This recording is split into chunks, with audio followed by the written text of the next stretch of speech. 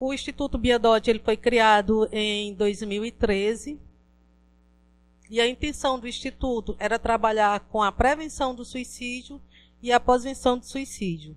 Como é que nós trabalhamos com a prevenção? Com o acolhimento, o atendimento psicológico e a informação. No caso da informação, a gente apresenta palestras, tem 2 programas de palestras para pais, professores e cuidadores e um programa de palestras para a escola. Nós oferecemos uma palestra toda terça-feira pela manhã para uma escola que solicite essa palestra. Então, assim, o tripé do Instituto é a informação como prevenção, o acolhimento e o atendimento como para pessoas que têm comportamento suicida e a pós-venção para as famílias sobreviventes de suicídio. A gente vai falar do trabalho de pós-venção que o Instituto vem desenvolvendo desde 2013 e por que que a gente pensou em fazer essa pós-venção? Quando Bia faleceu em 2008, a gente sentiu o que era ser uma família de uma pessoa que comete suicídio. Porque a gente sentiu assim, como é que a sociedade trata essa família. A questão da censura, do preconceito, do pecado. Então você já está sofrendo porque você perdeu alguém que você ama muito. E aí a esse sofrimento vem agregado uma carga de preconceito, uma carga de valores então, que a sociedade tem, que a sociedade traz. Então você passa a carregar um estigma por ser uma família sobrevivente de suicídio. As pessoas não gostam de ouvir sobre isso, né? E aí a gente percebeu que existiam muito mais pessoas que morriam por suicídio e que a gente não sabia por quê, que a sociedade calava, né? Começamos a passar por essa vivência e a gente pensava assim, como que a gente vai passar por tudo isso? Como é que a gente vai sobreviver a isso? E aí a gente pensou assim, que a gente poderia fazer alguma coisa pela vivência que a gente tinha.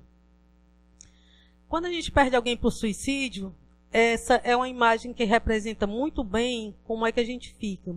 É como se houvesse um vazio, a gente olhasse para dentro da gente, ficasse um vazio muito grande.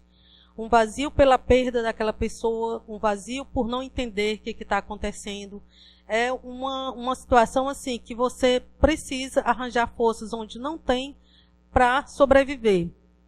Esse termo sobrevivente de suicídio que se dá para a família porque é como se você tivesse passado por uma catástrofe muito grande e aí no outro dia você o que fazer, porque é como se você tivesse assim, uma dor avassaladora, porque uma morte por suicídio é uma morte violenta, uma morte inesperada, geralmente não é uma forma aceitável de morrer pelas outras pessoas, pela sociedade, pela própria família, né? Não é socialmente aceito, as pessoas julgam, as pessoas não acreditam, as pessoas procuram calar aquela morte de qualquer forma. Além de você morrer biologicamente, a sociedade quer que você mate socialmente aquela pessoa que você ama, né? E a gente entende assim que é o temor da finitude, do inexplicável, do inimaginável, que torna o suicídio uma morte censurada. É como se eu não souber que uma pessoa morreu por suicídio, se eu não comentar mais, aquilo não chega até mim. E chega. Porque, assim, é uma situação tão comum que ela pode chegar na casa de qualquer um. Quando aconteceu com Bia, para a gente, a morte era uma coisa muito distante, porque na nossa família estavam todas as pessoas saudáveis, aparentemente. Então, a gente não falava em morte, para a gente só existia vida.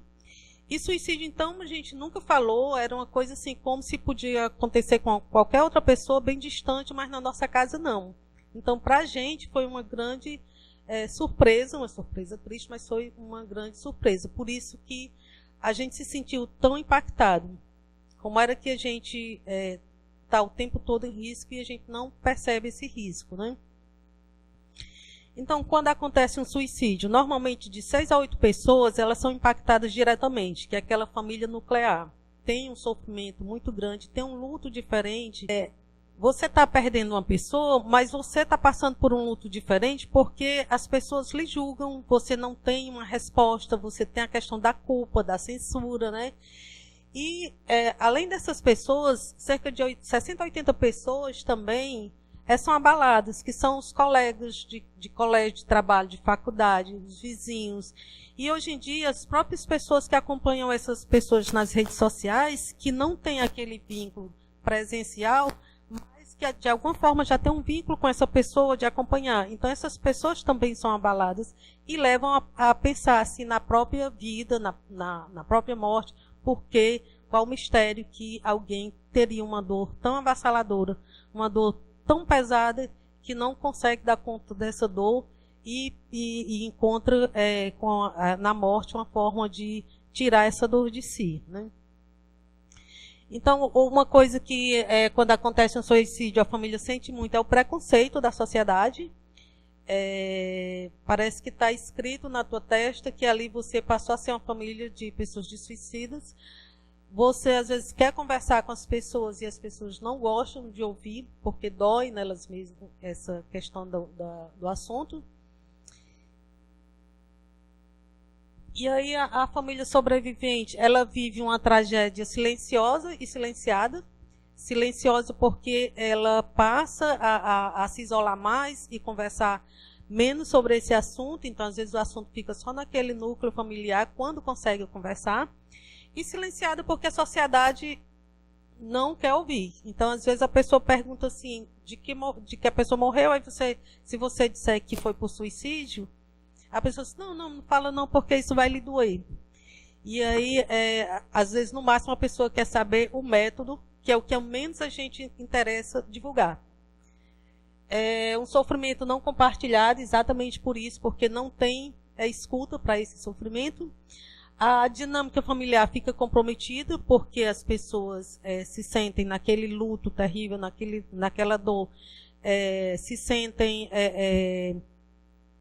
muito tristes, censuram, um culpa o outro, e às vezes a forma de calar é uma forma de passar por esse luto de forma menos sofredora. E a família passa a carregar um estigma de família que tem uma pessoa que morreu por suicídio. A família fica uma família com um predisponente. Então, toda família onde ocorre um suicídio, ela passa a ter um predisponente. Não quer dizer que vá acontecer outro suicídio, mas passa a ela ter um fator de risco. Tanto pelo sofrimento que ela está passando, pela falta de explicação, às vezes pela culpa, às vezes pelo próprio assim, não suportar aquele luto, e também por ter, principalmente com crianças e adolescentes, por ter um exemplo de alguém que estava sofrendo muito e acabou com esse sofrimento tirando a própria vida. Então, além do fator de risco, tem um fator transgeracional. Esse fator transgeracional é no curso de história dessa família, em gerações passadas, se a gente for buscar, houveram outros casos de suicídio.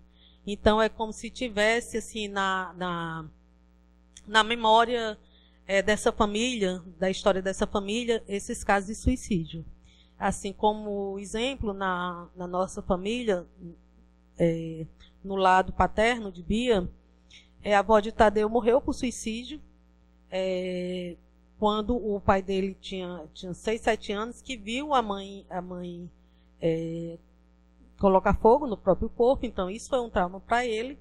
Depois que Bia faleceu, a gente ficou sabendo que ele tinha feito tentativa de suicídio. E posteriormente outra prima de Bia veio a morrer por suicídio. Então, na nossa família tem uma história de suicídio. Se a gente falasse mais sobre essas questões, se a gente conversasse mais sobre os fatores de risco, sobre os sinais que as pessoas dão, sobre os fatores precipitadores, talvez a gente pudesse evitar mais. Quer dizer, quando a gente fala que a gente trabalha sobre prevenção de suicídio, a gente trabalha com a questão de perceber os sinais, de evitar. Nós nunca combateremos por completo o suicídio, porque assim, tá na história da humanidade e assim, a gente faz o possível que está dentro do nosso alcance, mas assim, algumas vezes a vida da pessoa é uma responsabilidade dela também. Nem sempre a gente vai conseguir alcançar, evitar todos os casos de suicídio. É uma forma que a gente precisa trabalhar e ter consciência disso, né? Então, esse fator transgeracional é um fator importante da gente perceber como é que foi a história dessa família em relação ao suicídio, né? A família fica penalizada, ela perde uma pessoa que ama muito, ela não tem, às vezes, explicação, às vezes é um suicídio que a pessoa não, assim, a família não percebeu nenhum sinal, principalmente se ela não tem essa informação que as pessoas dão sinais. Tem a questão do julgamento. Esse julgamento vem desde o ato, o fenômeno aconteceu, as pessoas já começam a julgar, encontrar histórias, fazer, formular alguma história que aconteceu, que possa justificar essa morte. A questão da culpa não tem assim como você passar por uma situação de suicídio, pelo menos uma vez você não se culpar de não ter chegado antes, não ter ficado em casa, não ter chegado na hora, não ter percebido. Então, assim, essa questão da culpa vem, e essa questão é importante ser trabalhada nos grupos de apoio, na psicoterapia individual. E a questão do pecado. O pecado é muito sofredor para a família que perde alguém para o suicídio, porque as primeiras falas que vêm para a gente assim, é que a pessoa morreu por suicídio, então ela vai para o inferno, não é perdoável, vai para o umbral, vai passar muito tempo sofrendo, tem que resgatar algumas coisas, ou então vem toda uma carga assim, de sofrimento a mais, porque vocês imaginam assim, para uma mãe que acabou de perder um filho, que não sabe assim como é que vai ser, não sabe como é essa vida depois da morte, e aí ela vem a informação de que esse filho que já estava sofrendo aqui, porque depois a gente passa a saber que sofria muito, vai para outro lugar para sofrer também, né? Então isso é desaquietador para o coração de uma mãe, isso gera sofrimento, gera angústia, né? Até a gente entender que Deus é bom, que o universo conspira também para quem sofre. E entender que essa pessoa que se matou, ela estava sofrendo muito. Então, assim, qual é o pai que não vai colocar nos braços uma pessoa que estava sofrendo muito? Então, em nenhum momento, assim, você gostaria de acreditar que essa pessoa não seria acolhida. E, assim, na minha história com Bia, depois que Bia faleceu, e no momento que ela faleceu, eu sabia que a vida continuava, que o amor continuava. Então, isso foi uma forma de me fortalecer, porque eu não acreditava que ali tinha acabado tudo e não acreditava que o nosso amor ia morrer ali. Então, o que eu pensava assim, sempre que tinha alguém que ia cuidar da minha filha em outro lugar e que eu precisava cuidar dela aqui. Então, assim, em nenhum momento eu quis, no que aconteceu com Bia, culpar alguém ou botar algum sentimento no meu coração de ódio, de raiva, que não fosse amor, porque eu precisava manter esse amor para manter minha filha viva. E assim, podia ser uma forma de negação, não sei, mas foi a forma que eu encontrei de sobrevivência. E até hoje eu acredito, né? Então, essa questão do pecado, eu aboli da minha história. Eu nenhuma vez eu consegui conceber isso como pecado. E quando chega alguém no grupo fazendo isso, a gente tenta trabalhar, mostrar, assim, buscar para ver resolver essa questão. Então, o luto por suicídio, ele tem, assim, vários sentimentos, e eu não entendo isso como fases, porque se o luto tivesse fases, era muito fácil. A gente vivia uma fase, passava de fase por fase, como um jogo, e no final estava tudo resolvido. Então, assim, não tem um tempo determinado para você viver um luto. Não tem um sentimento que vem, primeiro um sentimento, depois outro. Às vezes vem 3, 4 sentimentos no mesmo dia, e às vezes até na mesma hora você muda de um sentimento para outro. Mas o que a gente percebe? O primeiro sentimento que tem é de choque e desespero. Esse aí é o único que tem um tempo marcado, que é na hora que você recebe a notícia, ou que você vê ali o corpo do seu filho sem vida biológica, né? Depois vem a questão de sentimento de censura. Isso é muito comum, e perpassa por vários outros sentimentos durante esse primeiro processo de luto, os primeiros anos. Tem a questão da tristeza, o choro é comum. É horrível quando você está de luto, chorando por alguém e alguém vem dizer que você não chora. É lógico que a gente vai chorar. A gente está perdendo alguém que a gente ama muito. Então, chorar é válido. Precisa que essa dor seja externalizada de uma forma de você sangrar essa dor chorando mesmo. E tem tempo para o choro? Não tem, mas a própria condição da gente, ela vai tornando os períodos de choro menores e mais ternos. Então, assim, há uma necessidade de ter paciência com o luto. O luto não precisa ser vivido em um ano e acabou ali. A pessoa que está passando por um processo de luto, ela tem que passar por todas as fases, precisa passar por todas as fases para que não se torne um processo adoecedor. Então, a gente não precisa ter pressa com o luto. Vai passar um dia esse sofrimento de tristeza, de angústia, mas a gente precisa passar por isso, né? Tem a questão do isolamento, principalmente quando a questão da vergonha, a pessoa se isola e às vezes a própria sociedade isola essa pessoa. Da raiva, da negação, se sentir desamparado, a questão da ansiedade, tem a ansiedade por busca de prova, busca de motivo, onde foi que ficou alguma frase, alguma carta, algum escrito que eu possa ver o que estava pensando nessa pessoa, né? E às vezes tem alguma coisa de depressão, independente se esse processo não for muito bem trabalhado, muito bem acolhido, na maioria das vezes acontece. Então, na elaboração do luto por suicídio, vem a questão do desespero na hora, né? O sentimento de vergonha, a censura. Essa censura geralmente vem da sociedade, às vezes da própria família, né? E o mistério. Essa questão do mistério, ela acontece com quase todas as pessoas que vão para o grupo. O mistério principalmente de se tivesse acontecido alguma coisa, ou se isso foi Deus, ou se tem uma hora para nascer e uma hora para morrer, isso vale também para o suicídio, não vale. Então, são questionamentos que aparecem, né? Tem uma frase que é muito importante, que sempre vem, é assim, como explicar para as pessoas que o risco que a pessoa poderia se matar não foi percebido. E às vezes não foi percebido porque a pessoa não tinha essa informação. Às vezes a família não tinha essa informação, que se a pessoa dissesse que a vida está muito difícil para mim, eu não dou conta disso, ou então está doendo muito, se eu morresse não ia fazer falta para ninguém. Se essas frases seriam frases indicadoras que a pessoa estava com pensamento suicida, né? Outra questão é assim, se o risco foi percebido, se a pessoa tinha essa informação que a pessoa com comportamento suicida estava dando sinais, e ela percebeu alguns sinais, eu preferia morrer do que ficar vivendo, ou eu preferia dormir, não acordar tão cedo e tal. Eu preferia sumir no mundo e nunca mais voltar. Isso é uma frase bem forte, né? Se a pessoa perceber essa frase, deu aquele fritude e não fez nada, né?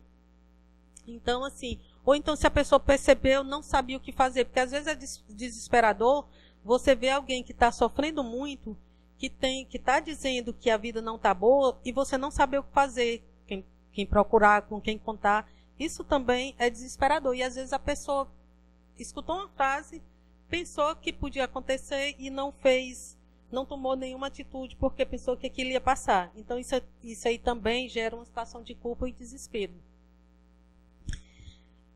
Na questão da culpa vem a autorrecriminação. Quase todas as pessoas do núcleo familiar podem ter em algum momento esse sentimento de culpa, que poderia ter feito alguma coisa para evitar, né? E também tem a questão de culpar o outro. A gente já fez um acolhimento, nós temos também um programa que é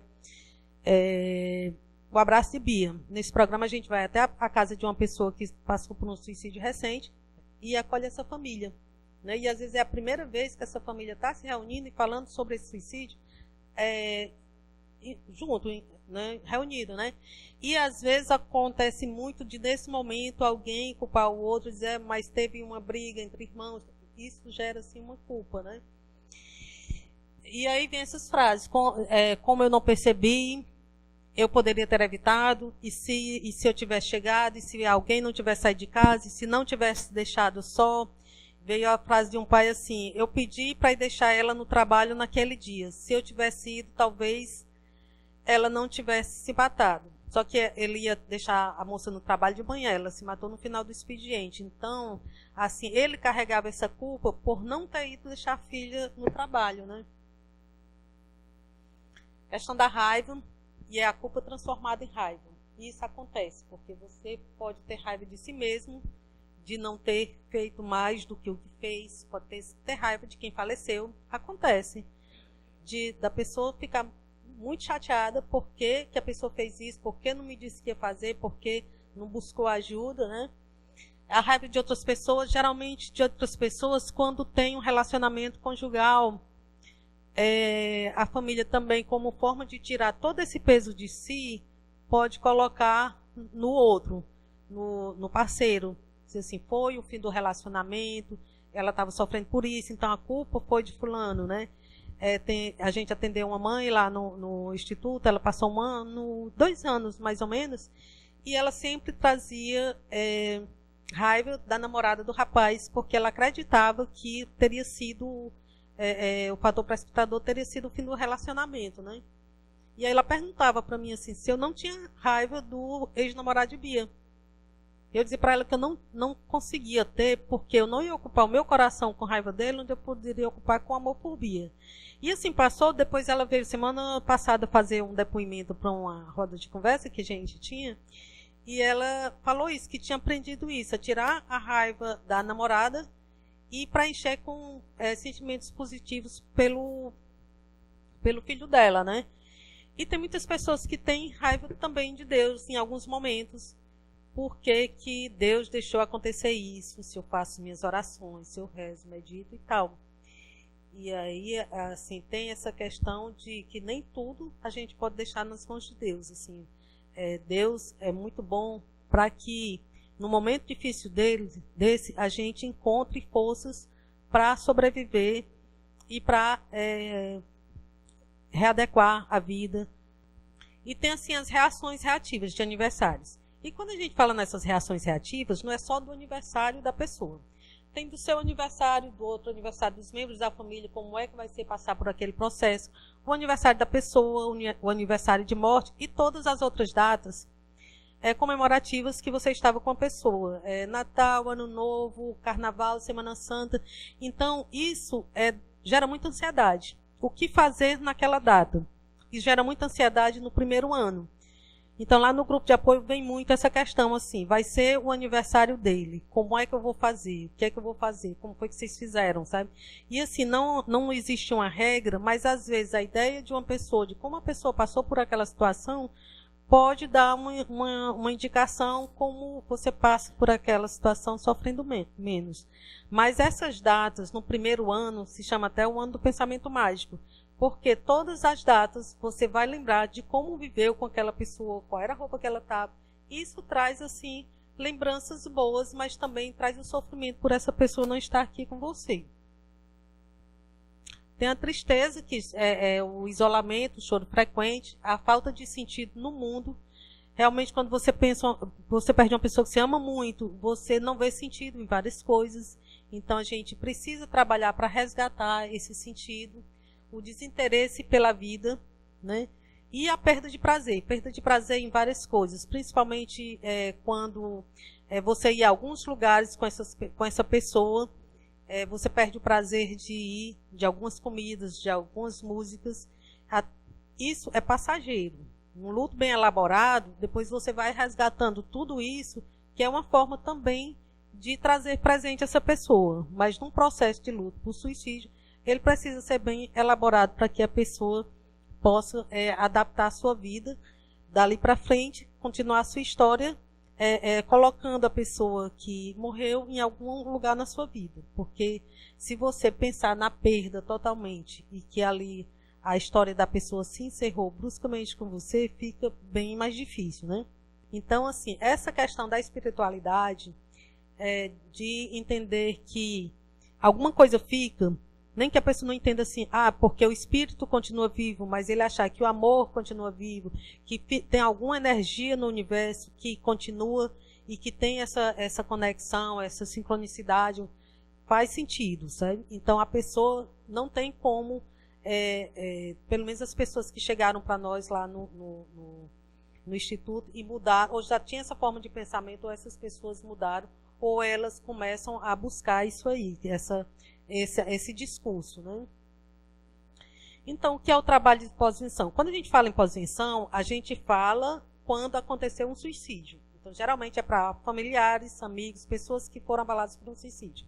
Prevenção se faz quando a pessoa tem um comportamento suicida e pós-venção se faz com pessoas que estão sofrendo porque aconteceu um suicídio, né?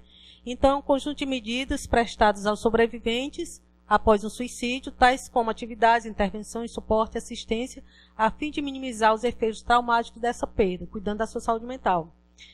O trabalho de pós-venção, ele pode ser feito com grupo de apoio, com grupos terapêuticos, que é com profissionais da área de psicologia. É feito através do acolhimento, como isso pode ser, uma pessoa só pode acolher uma família ou um indivíduo que está passando, como pode ser feito assim, você ir na casa de uma pessoa que está passando por um luto por suicídio, fazer esse acolhimento, com psicoterapias, que podem ser individuais, e com terapias integrativas e complementares, que essas terapias elas já são reconhecidas pelo SUS, tem algumas unidades básicas, mas tem muitas clínicas sociais que oferecem, que é o reiki, meditação, acupuntura, biodança. Então, as pessoas procuram e têm assim, obtido bons resultados também com essas terapias, né? O que é o grupo de apoio?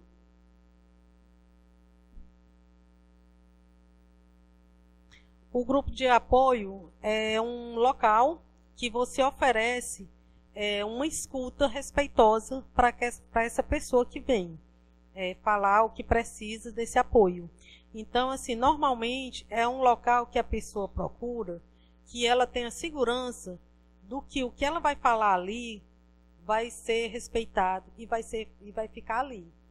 Então, assim, o grupo de apoio, quando ele é formado com pessoas que passam pelo mesmo problema, a pessoa vai com essa segurança de que, como as pessoas vão partilhar de uma dor semelhante à minha, ela vai me respeitar, ela vai, além de eu ter ajuda de compartilhar os mesmos sentimentos, as experiências semelhantes, eu vou poder ter a segurança de que o que eu disser ali vai ter um sigilo, né? Então, no grupo de apoio, ouvindo o outro, ouvimos a nós mesmos e cuidando do outro, cuidando de nós mesmos. Tem uma mútua ajuda nisso aí, porque quando a pessoa está falando sobre o seu problema, a gente também está escutando, está dando apoio e está assim, sabendo, refletindo sobre o nosso.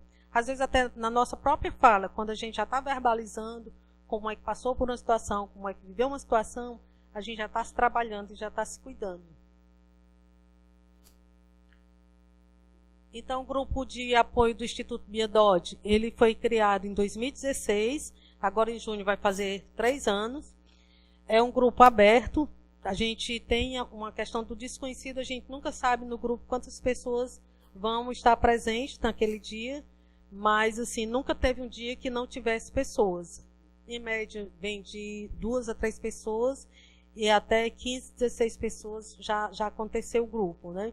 Esse grupo, ele só não acontece nas 2 últimas semanas de dezembro, então ele acontece o ano todo, coordenado por um sobrevivente, que sou eu, e por um profissional que faz a minha supervisão. Ele passou 2 anos sendo coordenado por 2 psicólogos do Instituto, e eu colaborava, mas eu tinha muita vontade de coordenar esse grupo pela minha experiência de sobrevivente e também porque eu já estava no final do curso de psicologia. Então, eu me achei já com capacidade de coordenar o grupo e também, assim, para isso eu precisava de um profissional para fazer a minha supervisão. Então, o grupo é coordenado por mim com um profissional para fazer a supervisão. Ele é somente para pessoas enlutadas. quando a gente fala sobrevivente no caso, são sobreviventes, famílias enlutadas por suicídio, porque exatamente por causa do que vai ser compartilhado e por causa do sigilo, né? Acontece quinzenalmente e ele tem duração de 2 horas e a gente estabeleceu que começa às 19 e termina às 21. Então a gente espera até às 19 horas para começar o grupo e como as pessoas que vão já sabem que começa às 19 horas, eles fazem o possível para chegar para o grupo começar na sua totalidade. A sala fica arrumada, sim, para o grupo, e aí, dependendo da quantidade de pessoas, a gente aumenta ou diminui a quantidade de cadeiras no círculo, mas é sempre em círculo.